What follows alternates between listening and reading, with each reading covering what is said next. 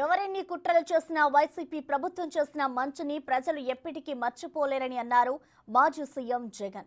ఇవాళ వైసీపీ ఎమ్మెల్సీలతో భేటీ అయిన ఆయన 40% ప్రజలు తమ పక్షాన ఉన్న విషయం మర్చిపోవద్దన్నారు. శిశుపాలుడిలా చంద్రబాబు తప్పులు లెక్కించి ఆ తర్వాత తగిన బుద్ధి చెప్పాలని తెలిపారు. ఎప్పుడు జరగని చూడని సంస్కరణలను కూడా తీసుకొచ్చు. ఇవన్నీ నేను ఏదైతే చెప్తా ఉన్నానో ఇవన్నీ మనం చేసి చూపించి ప్రజల మన్ననలు పొందిన తర్వాతే ఎన్నికలకు వెళ్ళాం. ఎన్నికల్లో ఏమైందో తెలీదు. 5 సంవత్సరాలు కళ్ళు మూసుకుంటే చాలా అయిపోయింది. 5 సంవత్సరాలు మళ్ళీ 2024 నుంచి 2029 కూడా అదే మాదిరిగానే కళ్ళు మూసుకుంటే 2029 కూడా కళ్ళు మూసుకుంటే వచ్చేస్తుంది.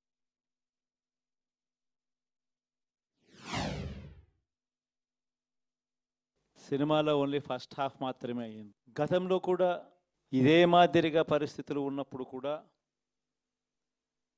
మనం ఏ మాదిరిగా పైకి లేచాము అన్నది కూడా మీ అందరికీ తెలిసిన విషయాలే.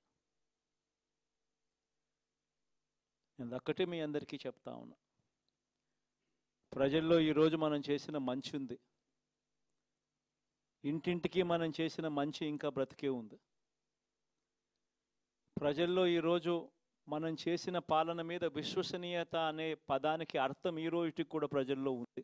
గడప గడపకు మనం చేసిన మంచి ఇంకా ప్రజల్లో బతికే ఉంది. మరి ఇవన్నీ ఉన్నప్పుడు మళ్ళీ మనం లేయడం కూడా తథ్యం. కాకపోతే కొంచెం టైం పడుతుంది. ఆ టైం ఇవ్వాలి. ఆ టైం ఇచ్చినప్పుడు, అది జరిగినప్పుడు, పాపాలు పండినప్పుడు ఖచ్చితంగా మళ్ళీ మనం పైకి లేస్తాం.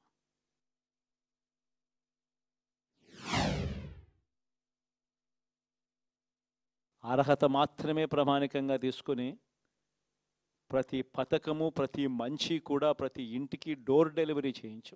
అలా ప్రతి మంచి, ప్రతి పథకము డోర్ డెలివరీ చేసిన ప్రభుత్వం మనదైతే, పాలన మందైతే, ఈరోజు కేవలం వాళ్ళ పార్టీకి ఓటు వేయలేదు అని మాత్రమే, ఓటుకు వేయకపోవడమే పాపం అన్నట్టుగా ఈరోజు రావణ కాష్టం సృష్టిస్తూ ఉన్నారు. విధ్వంసం చేస్తూ ఉన్నారు. ఆస్తులు నష్టం చేస్తున్నారు, కొడతా ఉన్నారు, అవమానిస్తూ ఉన్నారు. ఇవన్నీ శిశుపాలుని పాపాల్లో భాగాలుగా ఇవన్నీ అప్పుడే పాపాలు మొదలయ్యాయి. ఒకవైపున మనమేమో మనకు ఓటు వేయకపోయినా కానీ ఏ రోజు కూడా డిస్క్రిమినేషన్ చూడలేదు. అటువంటి వాళ్లకు కూడా మనం డోర్ డెలివరీ చేసిన ప్రభుత్వం పాలన మందైతే, ఈరోజు కేవలం ఓటు వేయలేదన్న ఒకే ఒక కారణంతో ఏకంగా కొడతా ఉన్న పాలన వీళ్ళది. ఈ పాపం ఊరికే పోదు.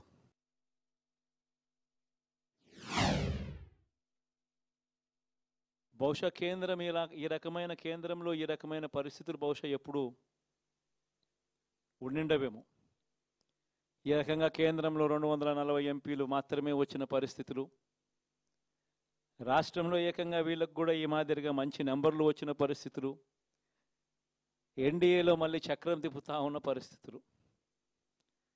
ఇలాంటి పరిస్థితుల్లో కూడా ప్రత్యేక హోదాను అడక్కపోవడం చంద్రబాబు చేసిన మరో పాపానికి కూడా మరో నాంది. ఇలాంటి పరిస్థితుల్లో కూడా ప్రత్యేక హోదా మనం అడిగి తెచ్చుకోలేకపోతే రాష్ట్రంలో ఏ ఒక్క యువకుడు కూడా క్షమించడు చంద్రబాబు నాయుడు.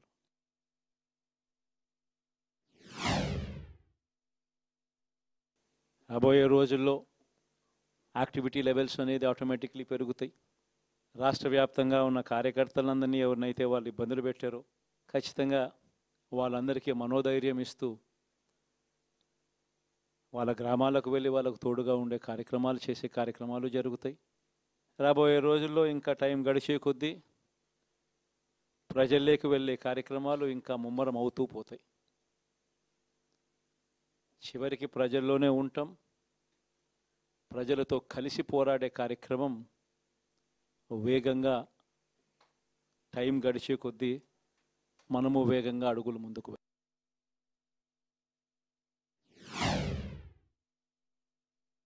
ఏకంగా 14 నెలలు పాదయాత్రలు చేశాం. ఆ వయసు ఈ రోజుటికి నాకుంది, ఆ సత్తువ ఈ రోజుటికి నాకుంది.